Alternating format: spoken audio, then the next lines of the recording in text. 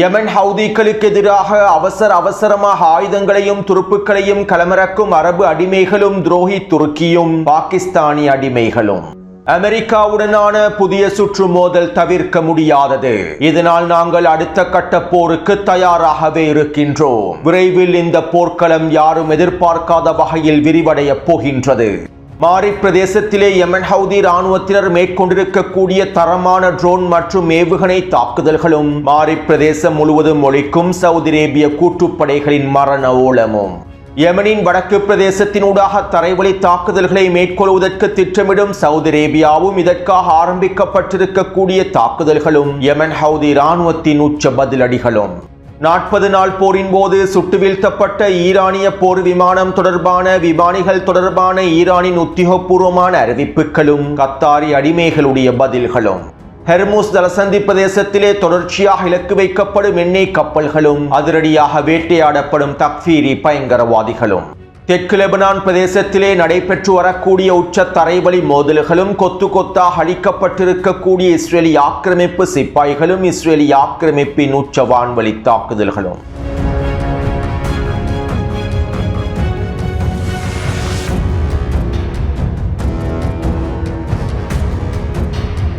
தெற்கு லெபனானின் நபட்டியாவினுடைய அலியல் தாஹிர் மலைத்தொடர் பிரதேசத்திலே ஹிஸ்புல்லா இராணுவத்திற்கும் இஸ்ரேலி ஆக்கிரமிப்புக்கும் இடையில் உச்ச தரைவழி மோதல்கள் நடைபெற்று வருகின்றன. நேற்றைக்கு முன்தினம் அலியல் தாஹிர் பிரதேசத்திலே இஸ்ரேலி ஆக்கிரமிப்பு தரைவழி தாக்குதல்களை ஆரம்பித்தது. டொனால்ட் ட்ரம்பினுடைய நிர்வாகத்திடமிருந்து அனுமதிகளை பெற்றுக் கொண்டதற்கு பின்பே நெட்டன்யாஹூ குறித்த பிரதேசத்தினூடாக தரைவழி தாக்குதல்களை ஆரம்பித்தார். அலியல் தாஹிர் மலைத்தொடர் பிரதேசத்திற்குள்ளே நிலை கொண்டிருக்கக்கூடிய ஹிஸ்புல்லா இராணுவத்தையும் சுரங்கத்திற்கு இருக்கக்கூடிய ஹிஸ்புல்லா உயரடுக்கு படை போராளிகளையும் முழுமையாக அளிப்பதற்காகவே இந்த தரைவழி தாக்குதல்கள் ஆரம்பிக்கப்பட்டன.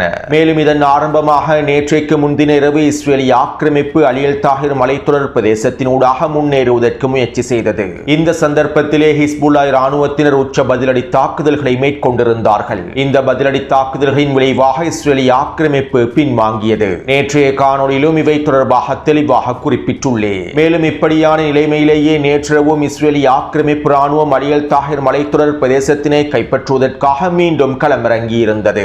இந்த சந்தர்ப்பத்திலே ஹிஸ்புல்லா இராணுவத்தினுடைய ரத்வான் படைப்பிரிவினர் எதிர்பாராத தாக்குதல்களை மேற்கொண்டிருந்தார்கள். டசன் கணக்கான ட்ரோன்களையும் கவசெதிர்ப்பு ஏவுகணைகளையும் பயன்படுத்தி இஸ்ரேலி ஆக்கிரமிப்பு ராணுவத்தின் தொடரணிகளை இலக்கு வைத்து தாக்குதல்களை மேற்கொண்டிருந்தார்கள். அலியல் தாஹிர் மலையுச்சி பிரதேசத்தை நோக்கி நகரக்கூடிய பகுதியில் இருக்கக்கூடிய வீடுகளிலே நிலை கொண்டிருந்த இஸ்ரேலி ஆக்கிரமிப்பு சிப்பாய்களை இலக்கு வைத்தும் ஹிஸ்புல்லா இராணுவத்தினர் கவசெதிர்ப்பு ஏவுகணை தாக்குதல்களை மேற்கொண்டிருந்தார்கள். இந்த தாக்குதல்களிலே கிட்டத்தட்ட 15க்கும் அதிகமான இஸ்ரேலி ஆக்கிரமிப்பு சிப்பாய்கள் கொல்லப்பட்டும் படுகாயங்களுக்கும் உள்ளாக்கப்பட்டுள்ளார்கள். இருப்பினும் இந்த தாக்குதல்களிலே 3 சிப்பாய்களும் 2 கட்டளை தளபதிகளுமே படுகாயமடைந்திருப்பதாக இஸ்ரேலி ஆக்கிரமிப்பு ராணுவம் அறிவித்துள்ளது. லெபனானிய களத்தினுடைய ஆதாரங்களுக்கு அமைவாக 2 கட்டளை தளபதிகளும் பல அதிகாரிகளும் முழுமையாக கொல்லப்பட்டிருப்பது உறுதி செய்யப்பட்டுள்ளது. அதிகளவான ஹெலிகாப்டர்கள் குறித்த பிரதேசத்திலே களமிறக்கப்பட்டு இஸ்ரேலி ஆக்கிரமிப்பு சிப்பாய்களை அள்ளிச் சென்றிருப்பதும் உறுதி செய்யப்பட்டுள்ளது.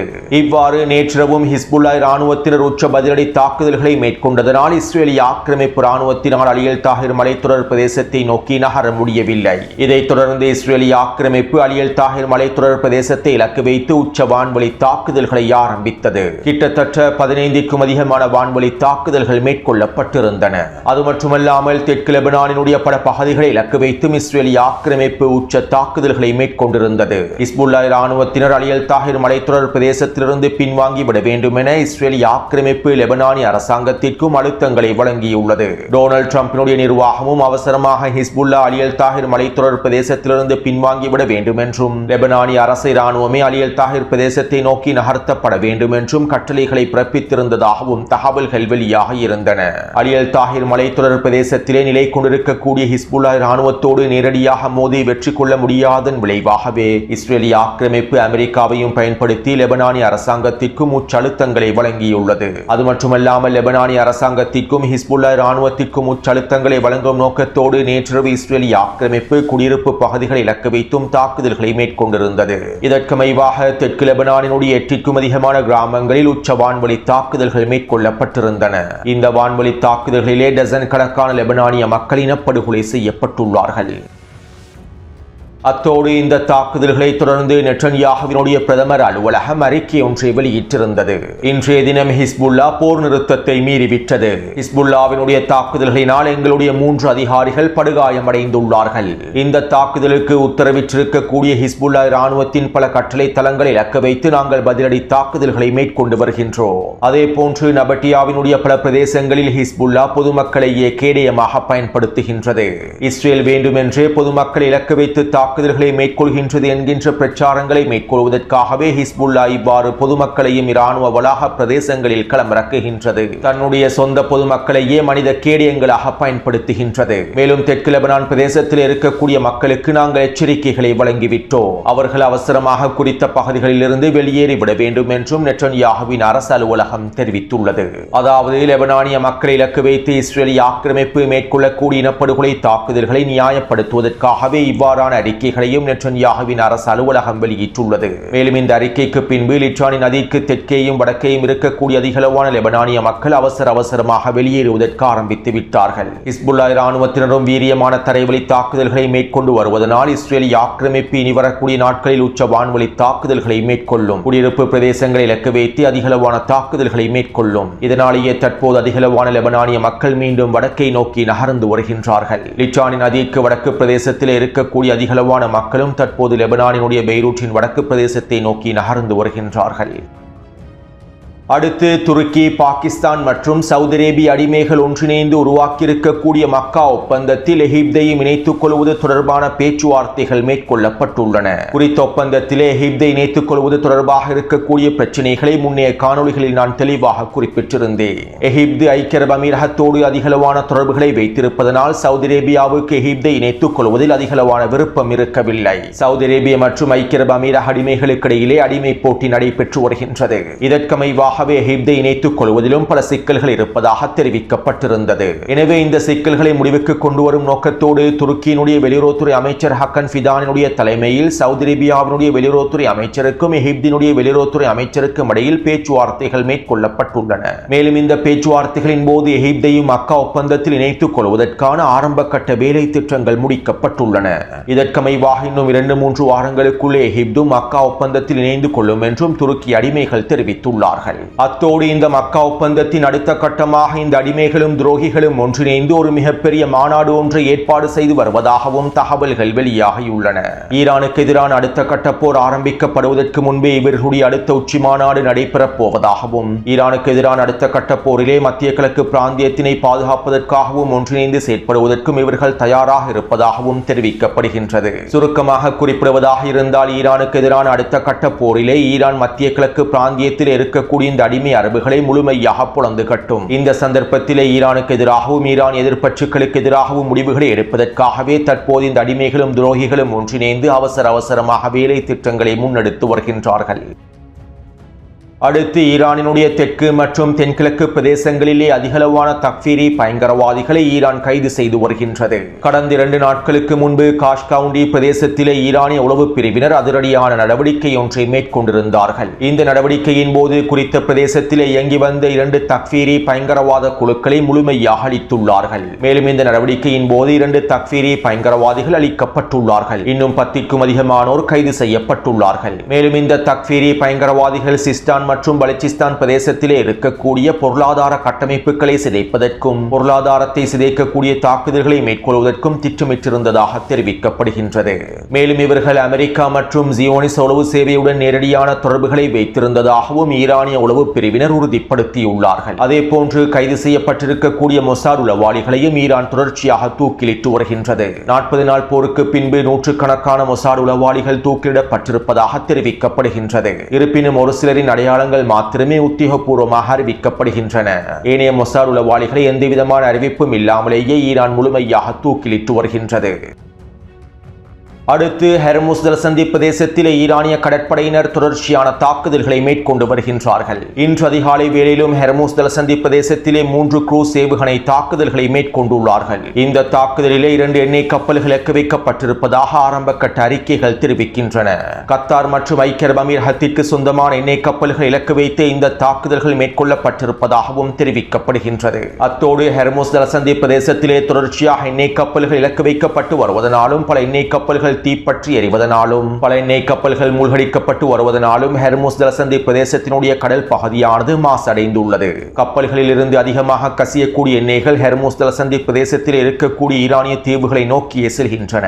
இதனால் ஈரானிய தீவுகளின் கரையோர பிரதேசங்களிலே அதிகளவான எண்ணெய் படலங்கள் உருவாகி இருப்பது உறுதி செய்யப்பட்டுள்ளது. மேலும் இந்த எண்ணெய் கசிவுகளினால் ஹெர்முஸ் ஜலசந்தி பிரதேசத்தின் கடல் பகுதியானது மிகப்பெரிய மாசுபாட்டுக்குள்ளாக்கப்பட்டிருப்பதாகவும் உறுதி செய்யப்பட்டுள்ளது. இப்படியான நிலைமையில் குறித்த நிலைமைகள் தொடர்பாக ஈரானிய வெளியுறவுத்துறை அமைச்சகம் இவ்வாறு தெரிவித்துள்ளது. ஹெர்முஸ் ஜலசந்தியினுடைய பல பகுதிகளில் மாசுபாடு உறுதிப்படுத்தப்பட்டுள்ளது. பல தசாப்தங்களாக நீடித்த மாசுபாட்டின் விளைவாகவும் தற்போது ஹெர்முஸ் ஜலசந்தி பிரதேசத்திலே நடைபெற்று வரக்கூடிய சம்பவங்களின் விளைவாகவும் பல பில்லியன் டாலர் பெறுமதி அளவிலான சுற்றுச்சூழல் மாசுபாடு ஏற்பட்டுள்ளது. மேலும் இவை அனைத்திற்கும் அமெரிக்காவினுடைய நிலைப்பாடுகளே மிக முக்கியமான காரணமாகும். நாங்கள் ஹெர்முஸ் ஜலசந்தி பிரதேசத்தினை பாதுகாப்பதற்கு விரும்புகின்றோம். மேலும் ஹெர்முஸ் ஜலசந்தி பிரதேசத்தினுடைய விவகாரங்களில் அமெரிக்கா தலையிடக்கூடாது. அத்தோடு இந்த மாசுபாடுகளினால் ஏற்பட்டிருக்கக்கூடிய இழப்புகளை சரி செய்வதற்காகவும் நாங்கள் கட்டணங்களை அறவிடுவோம். இந்த மாசுபாடுகளிலிருந்து ஹெர்முஸ் ஜலசந்தி பிரதேசத்தினை பாதுகாப்பதற்கு பல வேலை திட்டங்களை முன்னெடுக்க வேண்டியிருக்கின்றது. இதனால் இவற்றுக்கான அனைத்து இழப்புகளையும் கப்பல் போக்குவரத்து நிறுவனங்களும் சர்வதேச நாடுகளுமே வழங்க வேண்டும். மேலும் இவற்றை நாங்கள் கப்பல் போக்குவரத்தோடு ஒன்றிணைந்து அவற்றையும் வசூலிப்போம் என ஈரானிய வெளியுறவுத்துறை அமைச்சகம் தெரிவித்துள்ளது. அடுத்து கடந்த 40 நாள் போரினுடைய 3வது தினத்தில் ஈரான் போர் விமானங்களை பயன்படுத்தி அடிமை அரபு நாடுகளுக்கு எதிரான தாக்குதல்களை மேற்கொண்டிருந்தது. குவைட்டில் இருக்கக்கூடிய அமெரிக்க தளங்களுக்கு எதிராகவும் கத்தாரில் இருக்கக்கூடிய மிகப்பெரிய அமெரிக்க தளமான அல்-உதைத் விமான கட்டளை தளத்திற்கு எதிராகவும் போர் விமானங்கள் மூலமான தாக்குதல்களை மேற்கொண்டிருந்தது. இதன்போது கத்தாரில் இருக்கக்கூடிய அமெரிக்க தளத்தை இலக்கு வைத்து தாக்குதல்களை மேற்கொள்வதற்காக Su-24 போர் விமானங்களை ஈரான் களமிறக்கியிருந்தது. இருப்பினும் இந்த சந்தர்ப்பத்தில் குறித்த போர் விமானங்கள் இலக்கு வைத்து கத்தாரினுடைய அல்-உதைத் விமான கட்டளை தளத்தில் இருக்கக்கூடிய அமெரிக்க படைகள் வான் பாதுகாப்பு அமைப்புகளை பயன்படுத்தி தாக்குதல்களை மேற்கொண்டிருந்தார்கள். இந்த தாக்குதலிலே ஒரு ஈரானிய போர் விமானி கொல்லப்பட்டார். கடந்த மாதம் குறித்த விமானியினுடைய உடலை கத்தாரி அரசாங்கம் ஈரானிடம் ஒப்படைத்திருந்தது. அதே நேரம் குறித்த போர் விமானங்கள் தாக்கப்பட்டதும் அதிலிருந்து 3 ஈரானிய போர் விமானிகள் தப்பினார்கள். அத்தோடு குறித்த போர் விமானங்கள் தாக்கப்பட்டதும் அதற்குள் இருக்கக்கூடிய 3 ஈரானிய போர் விமானிகள் குறித்த போர் விமானத்திலிருந்து பாதுகாப்பாக வெளியேறியுள்ளார்கள். மேலும் அவர்கள் கத்தாரிய களத்திலேயே களமிறங்கியுள்ளார்கள். இவை தொடர்பாகவே தற்போது ஈரான் உத்தியோகபூர்வமான அறிவிப்பொன்றை வெளியிட்டுள்ளது. அமெரிக்க தளம் ஒன்றின் மீது வெற்றிகரமாக குண்டு வீசியதற்கு பின்பு ஈரானுக்கு திரும்பும் வழியில் மேற்கொள்ளப்பட்ட வான் பாதுகாப்பு ஏவுகணை தாக்குதல்களினால் 3 விமானிகள் விமானத்தை விட்டு வெளியேறியிருந்தார்கள். மேலும் இவர்கள் கத்தாரிய மண்ணிலே உயிரோடு பிடிக்கப்பட்டுள்ளார்கள். இருப்பினும் இவை தொடர்பான தகவல்களை கத்தாரிய அரசாங்கம் முழுமையாக மறுக்கின்றது. செஞ்சிலுவை சங்கத்தின் ஊடாக அவருடைய குடும்ப உறுப்பினர்களை தொடர்பு கொள்வதற்கு கூட அவர்களுக்கு இடம் வழங்கவில்லை. இதனால் அவசரமாக குறித்த 3 விமானிகளையும் கத்தாரி அரசாங்கம் ஈரானிடம் ஒப்படைத்து விட வேண்டும் என்றும் அவர்களுடைய குடும்பத்திடம் ஒப்படைத்து விட வேண்டும் என்றும் குறித்த அறிக்கையில் தெரிவித்திருந்தது. ஈரானினுடைய இந்த அறிக்கைகளை தொடர்ந்து நேற்றிரவு கத்தாரி அடிமை அரசாங்கம் இவ்வாறு பதில் வழங்கியது. ஈரானிய விமானிகள் கத்தாருக்குள்ளே தடுத்து வைக்கப்பட்டிருப்பதாக பரவி வரக்கூடிய செய்திகளில் எந்தவிதமான உண்மையும் இல்லை. விமானத்தை இலக்கு வைத்து தாக்குதல்கள் மேற்கொள்ளப்பட்டதற்கு பின்பு விமானிகள் தொடர்பான தேடுதல் பணிகளை நாங்கள் மேற்கொண்டிருந்தோம். இருப்பினும் அவர்களுடைய உடல்கள் எங்களுக்கு கிடைக்கப்பெறவில்லை. மேலும் ஈரான் முன்வைத்திருக்கக்கூடிய கருத்துக்களை நாங்கள் முழுமையாக நிராகரிக்கின்றோம் என கத்தாரிய வெளியுறவுத்துறை அமைச்சர் அடிமைகளும் பதில்களை வழங்கியிருந்தார்கள். அத்தோடு பெரும்பாலும் ஈரானிய விமானிகளை அமெரிக்க படையினரே கைது செய்திருப்பதற்கான வாய்ப்புகள் இருப்பதாகவும் தெரிவிக்கப்படுகின்றது. மேலும் அமெரிக்கா இந்த விமானிகளை பயன்படுத்தி உளவு தகவல்களை பெற்றுக் கொள்வதற்கு முயற்சி செய்திருக்கலாம் என்றும் ஈரானிய ஆய்வாளர்கள் குறிப்பிட்டுள்ளார்கள். இருப்பினும் இவை தொடர்பாக இன்னும் உறுதிப்படுத்தப்பட்ட தகவல்கள் எதுவுமே வெளியாகவில்லை. அடுத்து ஈரானின் தற்போதைய நிலைப்பாடுகள் தொடர்பாகவும் ஈரானினுடைய தயார்படுத்தல்கள் தொடர்பாகவும் அமெரிக்க இராணுவ ஆய்வாளர் ஒருவர் இவ்வாறு தெரிவித்துள்ளார். ஈரான் தற்போது அதனுடைய இராணுவத்தினை முழுமையாக கட்டமைத்து சுறுசுறுப்பாக அடுத்த கட்ட போருக்கு முழுமையாக தயாராகி வருகின்றது. ஈரானினுடைய வெளிநாட்டு கொள்கைகளில் பல மாற்றங்கள் தற்போது ஏற்பட்டுள்ளன. ஈரானிய உச்ச தலைவர் முஜ்தபா கமேனி மேற்கொண்டிருக்கக்கூடிய சில காய் நகர்த்தல்களும் அடுத்த கட்ட நடவடிக்கைகளும் அவர்கள் அடுத்த போருக்கு முழுமையாக தயாராகிவிட்டார்கள் என்பதனை உறுதிப்படுத்துகின்றன. ஈரானிய களத்திலே ஏற்பட்டிருக்கக்கூடிய இந்த மூலோபாய மாற்றமானது ஈரானிய இராணுவத்தின் செயற்பாட்டு வேகத்தையும் அதிகப்படுத்தியுள்ளது. தற்போது ஈரானியர்கள் டிஃபென்சிவ் தாக்குதல் திட்டங்களில் இருந்து ஒஃபென்சிவ் தாக்குதல் திட்டங்களுக்கு மாறிவிட்டார்கள் என்பதனையும் உறுதிப்படுத்துகின்றது. ஈரானுக்குள்ளே பலஸ்டிக் ஏவுகணைகளுடைய உற்பத்தியும் அதனுடைய பயன்பாடும் ஏற்கனவே இருந்ததை விட பல மடங்கினால் அதிகரிக்கப்பட்டுள்ளது. அவர்கள் புதிய வான் பாதுகாப்பு அமைப்புகளையும் முழுமையாக களமிறக்கியுள்ளார்கள். இன்னும் பல ஆண்டுகளுக்கு போரை நீடிப்பதற்கான எல்லாவிதமான திறன்களையும் அதிகப்படுத்தியுள்ளார்கள். அவர்களுடைய ஆயுத கையிருப்பும் சிறப்பாகவே காணப்படுகின்றது. 40 நாள் போரின் போது ஈரானுக்கு ஏற்படுத்தப்பட்ட இழப்புகளில் இருந்தும் அவர்கள் முழுமையாக மீண்டு வந்துவிட்டார்கள். இவை அனைத்தும் ஈரானினுடைய அடுத்த கட்ட நகர்வுகளை உறுதிப்படுத்துகின்றன. இதற்காக அதனுடைய தாக்குதல் ஒஃபென்சிவ் திட்டங்களையும் வலிமைப்படுத்தியுள்ளது என குறித்த இராணுவ ஆய்வாளர் தெரிவித்துள்ளார். அத்தோடு ஈரானிய தலைமைகள் இவ்வாறு தெரிவிக்கின்றார்கள். அமெரிக்காவுடனான ஒரு புதிய சுற்று மோதலை தவிர்க்க முடியாது. இதனால் ராஜதந்திரத்திற்கு பதிலாக ஈரான் போருக்கே முழுமையாக தயாராகியுள்ளது. தன்னுடைய முழு கவனத்தையும் தற்போது ஈரான் முழுமையாக போர்க்களத்தை நோக்கியே செலுத்தியுள்ளது. விரைவில் அடுத்த கட்ட போரானது ஆரம்பிக்கப்பட போகின்றது. மேலும் இந்த போரிலே ஈரான் யாரும் எதிர்பார்க்காத வகையில் ஒஃபென்சிவ் தாக்குதல்களை முழுமையாக களமிறக்குவதற்கே திட்டமிட்டுள்ளது என தெரிவித்து வருகின்றார்கள். அத்தோடு வருகின்ற அக்டோபர் மாதம் 27ஆம் திகதி இஸ்ரேலிய ஆக்கிரமிப்பிலே தேர்தல் நடைபெறப் போகின்றது.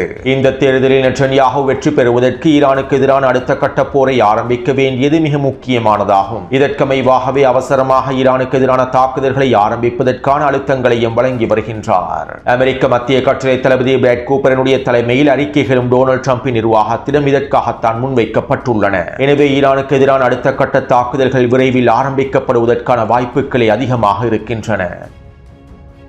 அடுத்து கடந்த 48 மணித்தியாலங்களாக சவுதி அரேபியாவின் களத்திலே துருக்கியினுடைய சரக்கு விமானங்களும் பாகிஸ்தான் மற்றும் குவைத்தினுடைய சரக்கு விமானங்களும் கத்தாரினுடைய சரக்கு விமானங்களும் தொடர்ச்சியாக களமிறங்கி வருகின்றன. சவுதி அரேபியாவின் தலைமையில் யமன் ஹவுதிகளுக்கு எதிராக பன்னாட்டு கூட்டுப்படை ஒன்று உருவாக்கப்பட்டுள்ளது. மேலும் இந்த பன்னாட்டு கூட்டுப்படையினுடைய அடுத்த கட்ட நடவடிக்கைகளுக்கு அமைவாகவே இவ்வாறு அதிகளவான ஆயுதங்கள் சவுதி அரேபியாவில் களமிறக்கப்பட்டிருப்பதாகவும் ஆயுதங்களோடு அதிகளவான துருப்புக்களும் குறித்த நாடுகளிலிருந்து சவுதி அரேபியாவிலே களமிறக்கப்பட்டிருப்பதாகவும் தற்போது தகவல்கள் வெளியாகியுள்ளன. யமன் ஹவுதிகளுக்கு எதிராக தாக்குதல்களை மேற்கொண்டு வரக்கூடிய சவுதி அரேபியா கூட்டுப்படைகளுக்கு தேவையான ஆயுதங்களை வழங்குவதற்காகவும் அவர்களுக்கு தேவையான துருப்புக்களை வழங்குவதற்காகவுமே துருக்கியும் பாகிஸ்தானும் கத்தாரும் குவைற்றும் தற்போது அவர்களிடம் இருக்கக்கூடிய ஆயுதங்களில் பெரும் பகுதியை சவுதி அரேபியாவில் களமிறக்கி வருவதாக தெரிவிக்கப்படுகின்றது.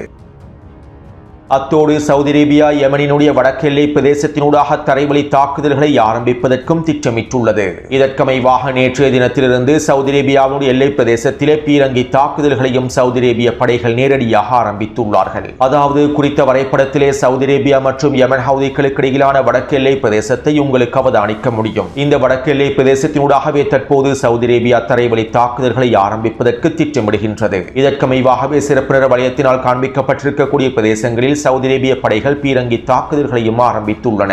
மேலும் இந்த பீரங்கி தாக்குதல்களை தொடர்ந்து குறித்த பிரதேசத்திலே யமன் ஹவுதி ராணுவத்தினரும் அதிகளவான மோட்டார் குண்டு தாக்குதல்களை மேற்கொண்டுள்ளார்கள். இதனால் தற்போது யமனின் சதா வடக்கெல்லை பிரதேசத்திலே சவுதி அரேபியாவுடைய எல்லை பிரதேசத்திலே உச்ச மோதல்கள் ஆரம்பிக்கப்பட போவதாகவும் தெரிவிக்கப்படுகின்றது. யமன் ஹவுதி ராணுவத்தினர் தெற்கு பிரதேசத்திலும் மாரி பிரதேசத்திலும் உச்ச தரைவழி தாக்குதல்களை மேற்கொண்டு வருவதனால் யமன் ஹவுதிகளுக்கு உச்ச அழுத்தங்களை வழங்கும் நோக்கத்தோடைய சவுதி அரேபிய படைகள் எல்லை பகுதியினூடாக தரைவழி தாக்குதல்களை ஆரம்பிக்கப் போவதாக தெரிவிக்கப்படுகின்றது. அத்தோடு நேற்றிரவு மோக்கா துறைமுகத்தை இலக்கு வைத்து யமன் ஹவுதிகள் டசன் கணக்கான ஏவுகணை மற்றும் ட்ரோன் தாக்குதல்களை மேற்கொண்டிருந்தார்கள். குறித்த துறைமுகத்தில் இருக்கக்கூடிய எண்ணெய் களஞ்சிய சாலைகள் இலக்கு வைத்தும் ஏனைய ஆயுத தரிப்பிடங்கள் இலக்கு வைத்தும் குறித்த துறைமுகத்தில் இருக்கக்கூடிய எண்ணெய் களஞ்சிய சாலைகள் இலக்கு வைத்தும் போர் வாகனங்கள் இலக்கு வைத்தும் சவுதி அரேபிய கூட்டுப்படைகளின் மிக முக்கியமான தளங்கள் இலக்கு வைத்தும் தாக்குதல்கள் மேற்கொள்ளப்பட்டுள்ளன. மேலும் குறித்த துறைமுகத்தினுடைய நிர்வாக கட்டிடங்களும் தரைமட்டமாக்கப்பட்டுள்ளன. இதைத் தொடர்ந்து குறித்த துறைமுகத்தை முழுமையாக இழுத்து மூடுவதாக சவுதி அரேபிய கூட்டுப்படைகள் அறிவித்துள்ளார்கள்.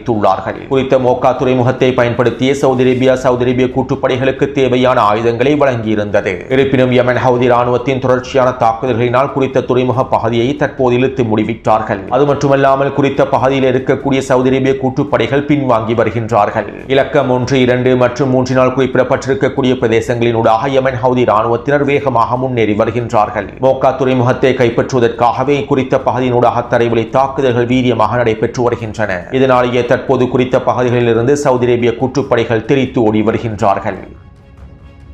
அத்தோடு நள்ளிரவு வேளையில் இலக்கம் மாறினால் குறிப்பிடப்பட்டிருக்கக்கூடிய மாரி பிரதேசத்தை இலக்கு வைத்து டசன் கணக்கான ட்ரோன் மற்றும் ஏவுகணை தாக்குதல்களை மேற்கொண்டுள்ளார்கள். யமன் ஹவுதி ராணுவத்தினர் மேற்கொண்டிருக்கக்கூடிய இந்த தாக்குதல்களினால் கிட்டத்தட்ட குறித்த பிரதேசத்தில் இருக்கக்கூடிய 4 ஆயுத கிடங்குகள் அளிக்கப்பட்டிருப்பதாகவும் அதற்கருகாமையில் இருக்கக்கூடிய கூட்டுப்படைகளும் அதனுடைய போர் வாகனங்களும் முழுமையாக தீக்கிரையாக்கப்பட்டிருப்பதாகவும் தெரிவிக்கப்படுகின்றது. மேலும் இந்த தாக்குதலிலே குறைந்தது 40 தொடக்கம் 50 வரையிலான சவுதி அரேபிய கூட்டுப்படை அதிகாரிகளும் சவுதி அரேபிய அதிகாரிகளும் அளிக்கப்பட்டிருக்கலாம் என தெரிவிக்க தெரிவிக்கப்படுகின்றது. அதாவது மாரி பிரதேசத்திலே சவுதி அரேபிய படைகளின் மரண ஓலம் ஒலிக்கின்றன.